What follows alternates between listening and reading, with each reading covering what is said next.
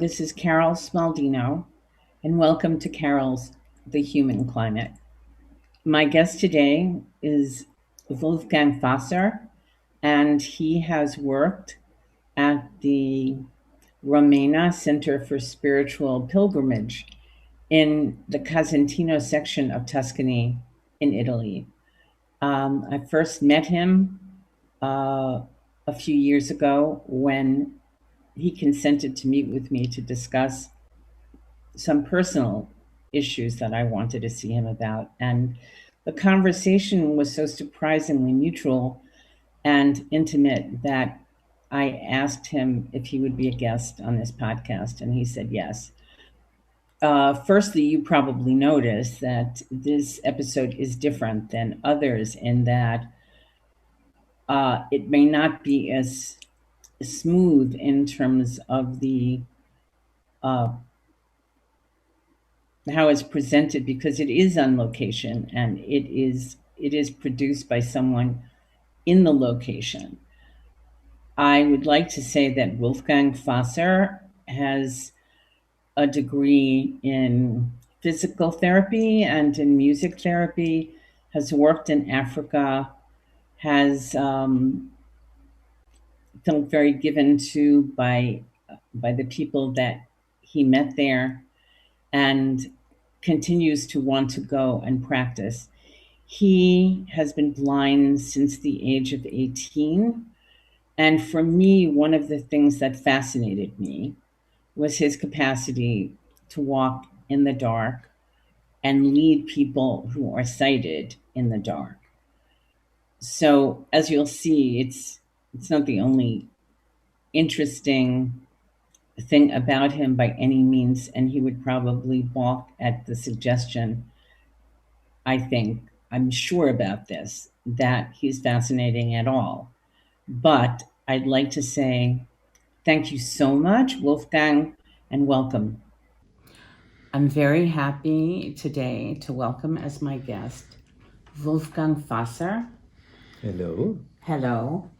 And before I ask you some questions, and please feel free to ask questions of me or to respond in any way you would like. Now, my first difficult task, speaking of pedestals, is to take you off a pedestal, because I don't want you to fall, but I know I have you on one already. A pedestal, that is. I'm going to say the easiest way to introduce Wolfgang Fasser, the most dramatic way, is to say that he is blind and that he leads sighted people through the woods in the dark, and that gets an immediate wow. Have you heard that? Wow. That's amazing.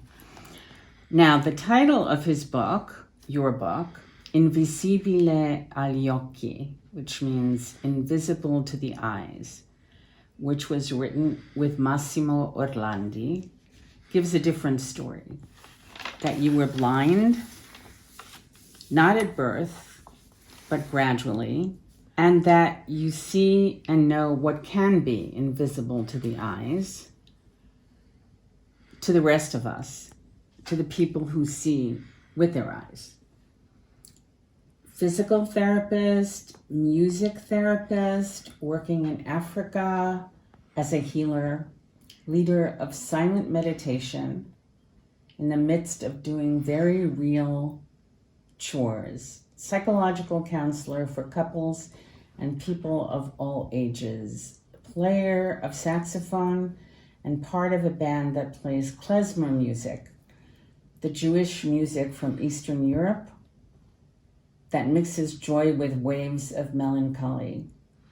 A person whose life and adventures never end, because there's always the birth of something new. On page 45 of your book, you write, "My objective is not to be like a person who sees, but to be as I am. To live my existence with an orientation, not facing towards that which can be seen, but towards that which is unseen." When you work in Africa, you write, "The place of my therapies is a kind of market in which I can, with my little bed, have my stall. Everyone stops to see what I do, not only out of curiosity, but also because they want to support, with their presence, the therapy. The traditional medicine of the shamans, in fact, based on the participation in the cure of the one who is sick, but also who is around them, on the family, and on one's friends. On page 59, Massimo Orlandi says, they call him what would be in Italian Father Help. But, he says, it is Wolfgang himself who feels helped and cured by the simple humanity that celebrates the nothing, the little, as if it were everything. So, I'm going to start with my questions, if that's okay. Yeah, thank you. So, do you think you are amazing? You know, this is a constant topic. Mm-hmm. When you expose yourself to society, of course, people put you up, people put you down, people put you in something which you are not are. It's always when you expose, then this will happen. So what I have to do, and what I am doing continuously, even if something is a delusion for the presenter, I say, I'm not that blind man. I'm not that wonderful Christian. I'm Wolfgang. And I always, so I cannot say I hate it, but I get a little bit angry when I'm defined, this is that blind man who brings in the forest the people. I'm Wolfgang, I'm not the blind, and I cannot agree that we define people by their deficit.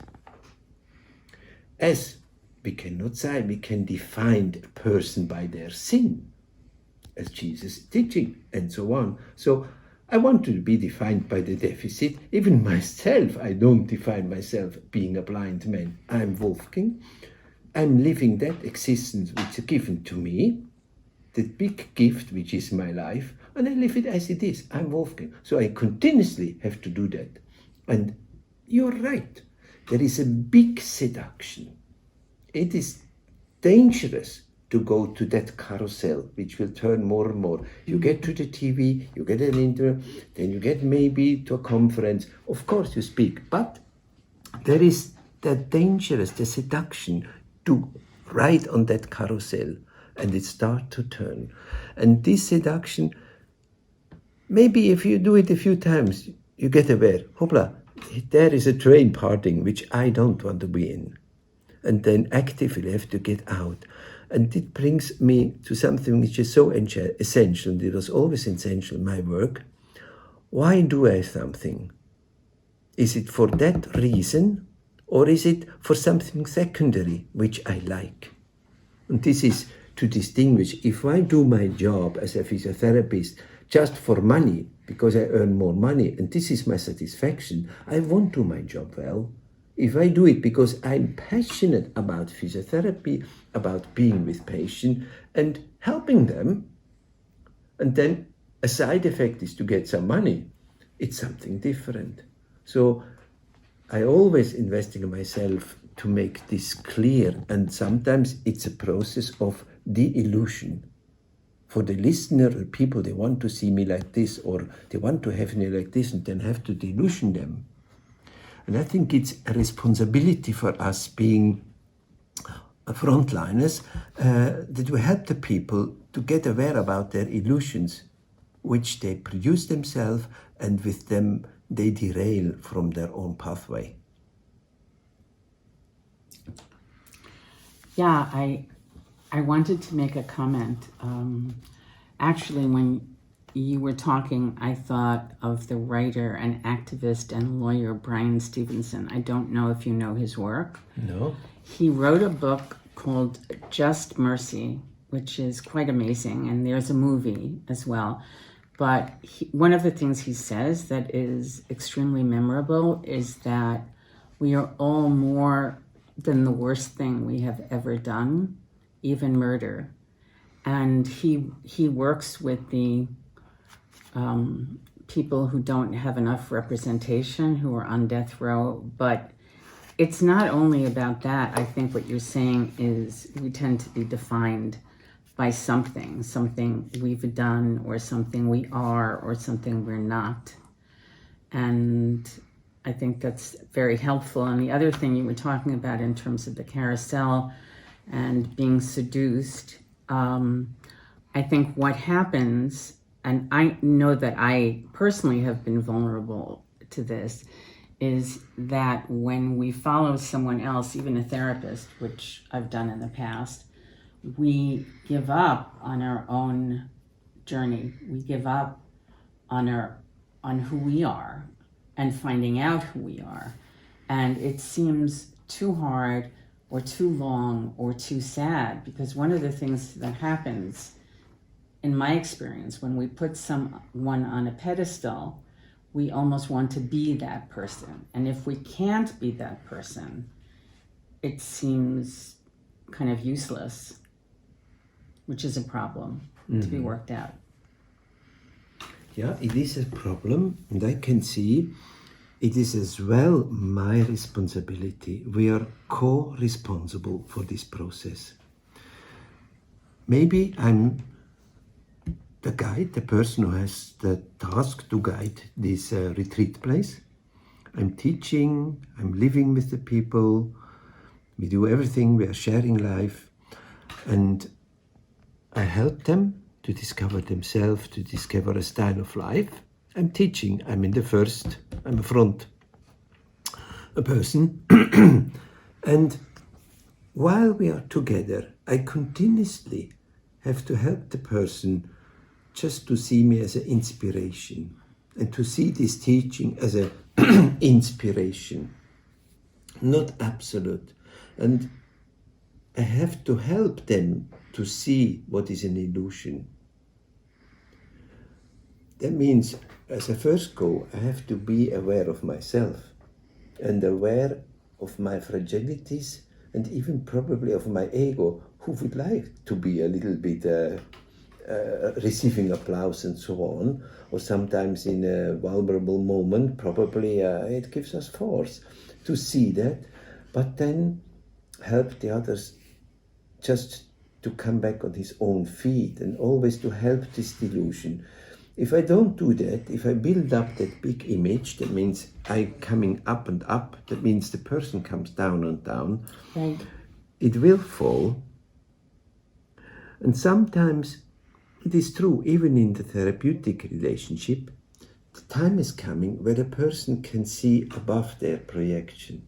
And with a loving attention, with loving kindness, we are accompanying them of their delusion process, and then they can make something very new as experience in a relationship, which becomes a model. And they are more richer in their capacities to relate to the other, because it was true, and the delusion process brought to something which was productive, was helpful.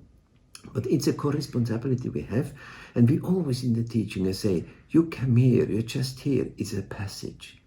You're here to improve quality of life at home, and you're here to get an inspiration, and then you are the artist. You create the art of life at home. It's an artwork, your life, and you are the artist. You just come here for an inspiration. Mm-hmm. And don't try to become like Don Luigi or Wolfgang. Try to become yourself.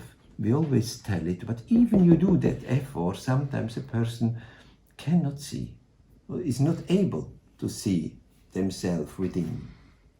And there the teaching of Saint Teresa is so helpful for us when she said, I desire to recognize me in you, and I would like to recognize you in me. And she's saying that towards God. And I think it's so helpful as well in our relationship. When we are closely together. We work together, like in a psychotherapy, like in a retreat or so. We're really sharing life. And this is the environment in which we learn. Then it is natural that the other becomes a part of me and I am part of the other. And we reabsorb something from the presence of the other. And then we let go. And as a famous psychotherapist in Switzerland says, whenever you leave that time when you are together, let's say the patient goes from the psychotherapist, there will be a light in the patient which comes from the therapist. But even in the therapist remains a light of the patient. And this is something we share and we cultivate together. I think that is really important, and one of the things I talk about is I like the idea of us seeing the us in the them and the them in the us. Mm-hmm. And I think the more we know about our feelings, which we're not usually helped to do, you know, the feelings of tenderness and the feelings of anger, we don't have the need either to explode as much or to project these onto other people that we have to demonize and hate and blame. Can I switch topics and ask you about Africa? So I was wondering what it was that drew you to Africa and what it was that drew you to this particular place that is on the tablecloth right here. It's so simple. It was a dream. When I was a child, I read a book. I still could see a little bit. And I read a book about Serengeti, that international natural park. Mm-hmm. I was so fascinated. I read that book many times. Reading that book, I was fascinated about that life, the nature, the animals, the white spaces. But I had the feeling I'm at home there. They're talking about my home there. I knew I'm at home as well there. I was a 12-year-old boy. So reading this book, I knew one day I will go there. And this is a good inspiration. Then I had a mother. She wanted to go to Africa when she was a young woman, but then the war came, Second World War, and her project couldn't become really real. So she was already inspired by that, even she was not talking really about it, but I had a positive resonance from my mother.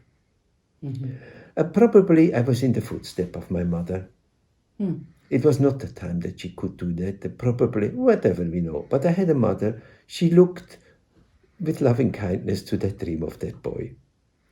Then when I became a physiotherapist, I knew when I'm experienced, I have enough experience, then I would like to work abroad and I would like to go to Africa.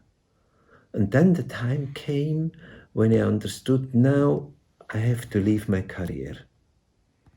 And it was the time I said, yes, my dream was not to become a famous physiotherapist in the university hospital. My dream was to go to Africa to do very basic work, somewhere where there is a need. So time came and I had my own dreams, which showed time of change is coming. Mm-hmm. The wind of change was blowing and it came like this. So then I left. When I arrived there, I felt welcomed at home. That strange sensation many people have when they come to Africa. They say, I feel at home. How did you know where to go? I came home. How did you know which country to go to? Oh, it was life calling me because I was working in a clinic and then a doctor came back from Lesotho, from Africa, and making an evening presenting his diapositives, his pictures, about 4 years being a missionary doctor in Lesotho in the mountains. And as I had a half a year time between two projects, I asked him, what do you think? Can I go there as a volunteer? And we were writing a letter. 2 months later, the answer came, yes, even we don't know what is physiotherapy, but it will be helpful to our hospital. And the fact that you are blind, you are welcome. And the letter and I followed. Like this, it was life calling me. And so it was in 1981. Since then, I went there for 3 years, living there again for a half a year. And now for many years, I went every year for 2-3 months.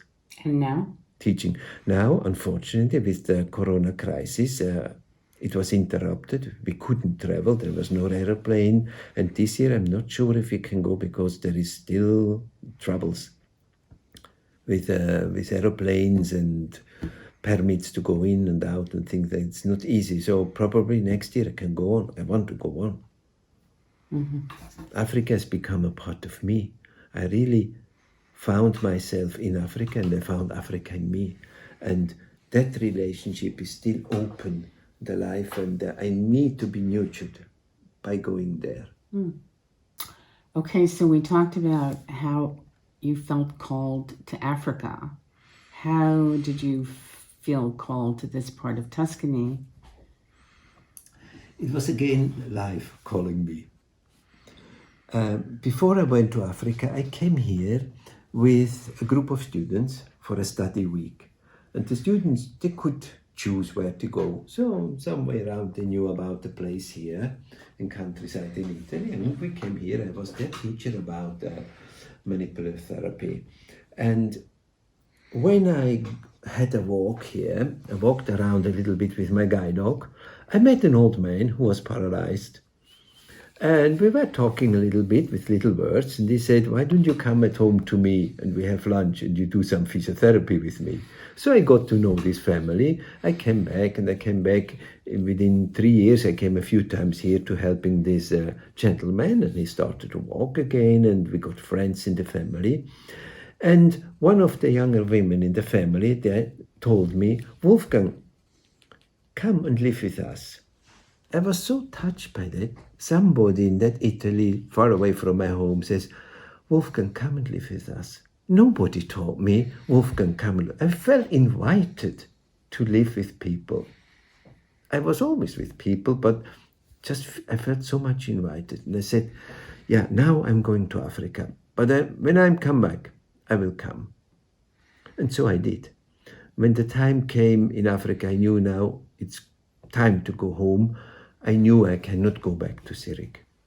Having lived in these mountains, it was not possible, absolutely impossible. I knew now I'm going to Corle in Italy, and I will live there for a while until there is need of my services and my contribution.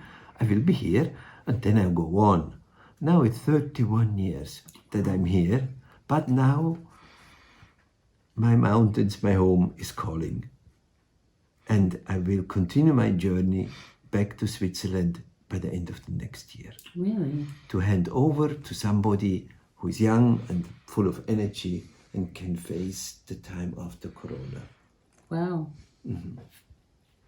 So you feel Switzerland calling you? Yeah, I feel now it's time to hand over. We need to get younger as a team. We need new forces. We need an approach which is fresh, and I'm getting older. Really? Yes, I can feel what I did with my left hand 5 years ago. I'm struggling with two hands. It's challenging, and with this deepening crisis, month by month in our society, it's very challenging. So we need new forces, that's true. And then I'm aware in 14 years, I have 80 years. Wow. I will be a healthy old man if I'm lucky. And I will take care of my life as I did it the whole time, and I took care of the life of so many people. I will take care for the life which comes to me. I know that I'm blind. I know that I'm not driving the car. I know that we're in a very rural place here. I know that we are very lonely in the winter. There is no shop. There is nothing here. This is not the future for an old blind man. Speaking of blind, I did want to ask you, what do you feel the role of blindness is in your life? It's a condition. It's a condition in which I live. Full stop. It's my condition. It's something I have to arrange. I know that I cannot see, and this is an existence, it's a condition, and this condition is asking me certain things to follow, to use my stick, to memorize many things, to have my own way to do things. When you're cooking, you have your own way to do it, that you're not burning your hands, and that on the end you have a good food on the table. You have to learn to do that without looking, to use the computer and all the things. It's something which is asking you to do certain things in a certain way. That's all. So I wanted to ask you, since I know you've had some contact with Romena and the priest here, and I wonder if you can tell me something about the role of religion in your life. So I'm born in a Christian society, Switzerland. I'm born in a Catholic family. I had Catholic teaching. I had a very strong encounter on the first priest who was beating us. And as it was not nice, even at this time, it was not something special. The teacher gave you sometimes a clap, or even the priest. It was not such a dramatic thing. But it was strong enough to make me think as a child, is that possible? He's teaching the good news of love by beating us. And I understood, no, something is not going together here. And I couldn't have respect to this priester, and I saw that priester is not a representative of the message of Jesus. He was a representative of the church who was struggling with young children from the mountains. Understandable. And it provoked in me that I was looking for the divine in nature.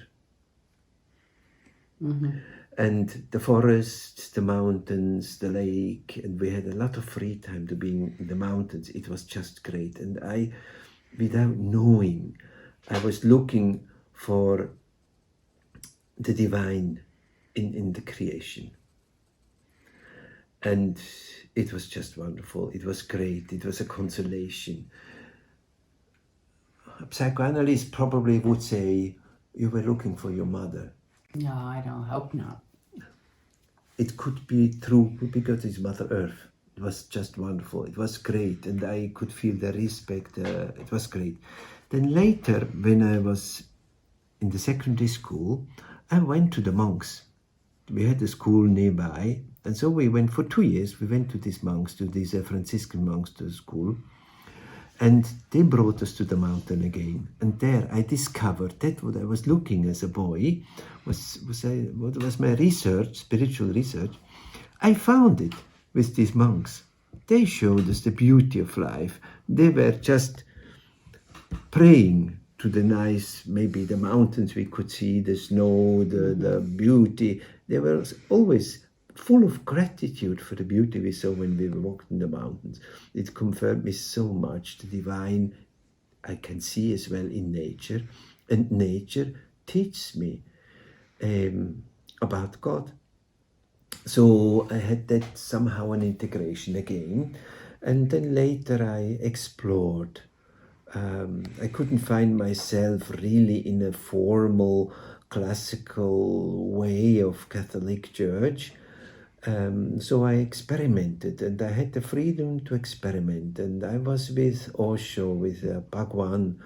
I followed Zen. I studied a bit Buddhism. I went to Esalen in America to encounter Buddhism, Western psychology, Jack Cornfield, all these famous, wonderful people.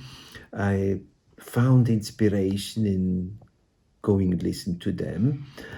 And then I met Krishnamurti. He helped me to get off all these constructions of mind, which are so seductive and inviting to also them.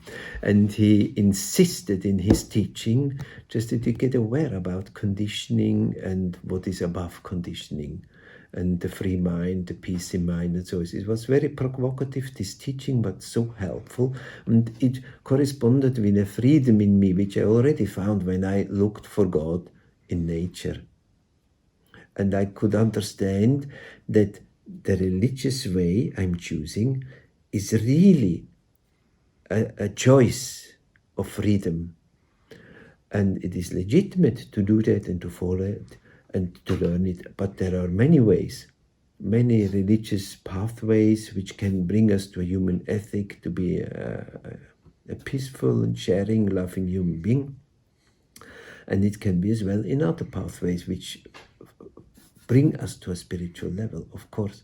So this was more or less my pathway of research. And then when I went to Africa again, Catholic mission, nuns all over, priests all over, all these high ideals, what we are doing here. And then in practice, you could see the high ideal was not the high ideal. So there was a canyon of difficulties, which was opening up in front of that high ideal. And it was really the African people, they helped me to overcome. There is the ideal, but there is as well just daily life. There is the contrast, everything, and it is being in life which will teach me. That I understood. But I understood as well, I'm just by nature, by origin, I felt these Christian values. Therefore, I have people, they are animists in Africa. I'm with Jewish people. Now 31 years I'm helping in the Catholic institution. It's for me not a problem at all what it is, because I'm together with people, we are on a human pathway, we're looking for the existence, we are all members of the human family, we will all grow up to more passion, to loving kindness, to peace, etc. These are aspects which are beyond every religion. And in this, we don't need to renounce our religious pathway. So therefore, this is the point where I am. And personally, I love to be in ritual environments. It's really a nourishment for me. But I don't need the daily formal practices, let's say, of the church. I don't need it. I can participate and I enjoy, but I don't need it. I don't need the church to know that there is God. I don't need to believe in God. I feel it is there. I feel creation. I don't need to know that this is creation. But this is my personal point. I'll put the question to you this way. How do you think your life would have been different had you married and had children? Of course it would have been different, because it's another way of life. It's another possibility. If I would have had children, a family, a lot of my energy, my attention would have gone into this family, into raising up the children, being with my wife, and looking and living in that world with the children. It would have been completely different. I don't think I could have done what I did with a family. It would have been different, but it's not worse or better. Mm-hmm. Sometimes people think, what is better, to be a single or to be in a couple? Both is great, both is difficult. Mm-hmm. Both is a challenge, and you cannot compare and say like this. Probably by science we know now, singles, they eat less good as people when they are in a couple. If people are married, they sleep more as singles. Also, for health is important, but we are not talking about that. It's simply just a different thing. If you live in the mountains or if you live on seaside, two different lives. Both can be great and beautiful. It has to be different. Yes, it would have been really different. Yes, I guess so.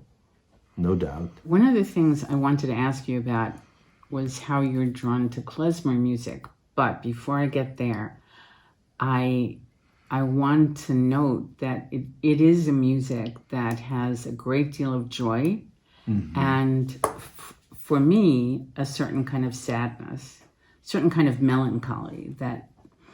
And I find that when I think of people as interesting, they're always informed by a certain sadness, because if they are always happy, it feels a little bit dull.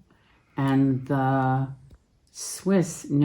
German psychologist Alice Miller said something very interesting when she said the opposite of depression is not happiness, it's vitality. And she said vitality is the capacity to experience all the emotions. So I guess I see you in a certain fullness. And so I think you convey even a certain sadness within you that's a part of you. And so I wonder if you could talk just a little bit about that in any way that makes you feel okay. Of course, my life is modeled, is influenced by times of sadness. I cannot imagine life without sadness, times of sadness. When I think time when I was a child, sometimes I felt very lonely in my desire to know God, to know the divine, in that looking for the divine in the mountains. I felt lonely. I felt God is there, but I felt lonely in front of another human being, which I could talk about what I was doing, or just being lonely in this. This was a sadness which somehow was helpful. But it had to contribute, it was important, yes. And then I remember I had a time of sadness. I was in love with a girl, and I was young, and I was naive. I thought, wow, now life will be happy until the end. I was such a naive boy from the mountains, believing really in fairy tales. And it was beautiful to be like this. And I was in love, and that girl walked away. It provoked in me, she just walked away without saying nothing. It provoked in me a sadness which really attached to me for 1 year. I couldn't laugh anymore. It was just with me. It was not nice, but I could feel it was an important part. And it didn't need really words. It was a dark time. I could work, I could do my things, but it was a companion, the sadness. And I could feel it helps to ferment something. And it helped me to be there as well. And later, I understood when I started to listen to Oriental music, and then I came to klezmer, I found that I understood very well that within the most joyful dance, klezmer dance, there is always a vein of melancholia, of this sadness. It is coexisting. And it helped me just to be open, it coexists. Sometimes it's in the first level, sometimes it just goes in the backyard of life, but that sadness is there and is somehow helping to form life. And it's legitimate that it is there, even if I'm happy. I found that again in this music, and I play this music, and I like it so much, and I know it is deeply therapeutic, that music too. It helps us to connect with all the emotions we have, and we are not polarizing in emotions. And so this type of sadness, I know it. Sometimes I was sad about a period which just was finishing. I understood it was a process of letting die. Let's say my career in Switzerland, I loved it. It was great. But then I knew now a new time is coming. And I was full of joy going to Africa. But I knew as well, now I let go something which I really loved. I was ambitious for. And it had just to die, to give rebirth to something. Or another time of sadness I remember, which was helpful on the end, when I started to have acaphenia, tinnitus. Tinnitus. The ringing in the ear. Tinnitus. Tinnitus, yes. Ringing in the ears. I was sad because I understood now I have lost silence. And it induced a process of grieving. That loss of listening to silence, to pure silence. Now I'm listening silence through my tinnitus. But in that moment, really, I got sad. And it helped me for that passage. And it helped me as well to feel the gratitude. Until 50 years, I really had a hearing quality of a child. I really was able to hear everything. And then age came and I started to lose it. And I had that ringing in the ear. Since then I have ringing in the ear. I went through that grieving process and it helped. Now it's coexisting. I'm not fighting anymore. And I think that time of sadness, it helped me. Sometimes I'm sad because I can see the unconsciousness of people. When I look into what happened in the society, there's that polarizing. Politicians are polarizing, destroying the feel of being in a family, a unique new family, a community. They're just destroying it. It makes me sad. We work a lot on the base to create community, and then we have our leaders, the gentlemen, which are destroying everything. It makes me sad and angry. Me too. You know, as you're talking about sadness and grief and it being part of life, you have the grace, and I don't know if I'm using it in the right way, but you have the grace, I think, to be willing to leave this part of your life. And I know as a psychotherapist and in many other fields, people do not want to leave ever. And you are willing to leave to a younger generation, and you're willing to teach them, and you're willing to go back to Switzerland. And I can feel, and you're saying that, and in terms of what you just said, that there will be a big amount of grieving, probably marked, if I'm right, by a certain kind of ritual that will include music, because it needs to be celebrated in some way, because there is the sadness and the joy and the new part of life. And I would like to participate in any way I can, because that music is amazing. And I have to go back to saying I think you're amazing, but you have helped me lower the pedestal. And so I would like to end this conversation, even though I don't want to end the conversation. So it's going to be my sadness at the end. That thank you, Wolfgang Fasser, for joining me in Conversations on the Human Climate. Thank you so much. Thank you too. It's so inspiring.